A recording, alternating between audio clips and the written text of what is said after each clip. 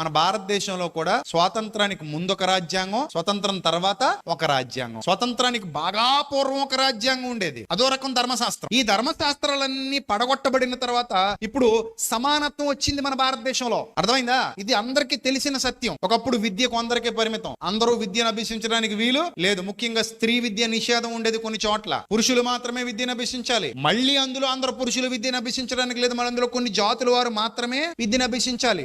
ఏలే లక్షణం అందరికీ లేదు. కొంతమంది మాత్రమే ఏలికలుగా ఉండాలి, కొంతమంది పాలితులుగా ఉండాలి తప్ప పాలకులుగా ఉండడానికి వీల్లేదు. కింద పాలించబడేవారుగా ఉండాలి తప్ప పాలించేవారుగా ఉండకూడదు. ఇవన్నీ ఆనాటి చట్టం చెప్పింది. కానీ ఎప్పుడైతే స్వతంత్రం తర్వాత ఒక చక్కటి రాజ్యాంగం మనకు అమలైందో అందరికీ ఏమొచ్చింది? ఈక్వాలిటీ వచ్చింది, సమానత్వం వచ్చింది. ఇప్పటికీ కూడా రాజ్యాంగం అమల్లో ఉన్నా కూడా ఆ పాత ఛాయలు కనబడుతుంటాయి. మొన్న ఎందుకు నార్త్ సైడ్ అనుకుంటాను, ఒక పెళ్లి కొడుకు గుర్రం మీద వచ్చాడంట. ఆ పెళ్లి కొడుకు తక్కువ జాతోడంట. ఈ ఎక్కువ జాతోడు అతన్ని కొట్టి చంపేశాడు పెళ్లి కొడుకుని. కనీసం పెళ్లి కొడుకు అతను నమ్ముకుని ఒక అమ్మాయి పెళ్లి కూతురుంది అన్ని కూడా ఆలోచించలేదు. ఎందుకు కొట్టి చంపేశాడంటే, నువ్వు ఎవడవరా అసలు గుర్రం ఎక్కడానికి? ఇక్కడ గుర్రం ఎక్కాలంటే ఎవడెక్కాలి? మా క్యాస్ట్ వాళ్ళు మాత్రమే ఎక్కాలి, నువ్వు ఎక్కకూడదు, నువ్వు ఎందుకు గుర్రం ఎక్కావని వాళ్ళందరూ కలిసి కొట్టి చంపేశారు. అంత నీచమైన కల్చర్ చూడండి, ఇదంతా కూడా అంత నీచమైన విధానం చూడండి. ఇదంతా దీనంతటి కారణం ఏంటంటే వాళ్ళు నేర్చుకున్న ఆ ఓల్డ్ లా, పాత ధర్మశాస్త్రం. మన స్వతంత్రం వచ్చిన తర్వాత మనకు ఒక కొత్త రాజ్యాంగం వచ్చింది. కొత్త రాజ్యాంగం కింద అందరూ సమానమే. మన రాజ్యాంగం అందరికీ సమాన హక్కులు ఇచ్చింది, పౌర హక్కులు. అందరికీ సమాన వారసత్వం ఇచ్చింది భారతీయులుగా మనకి.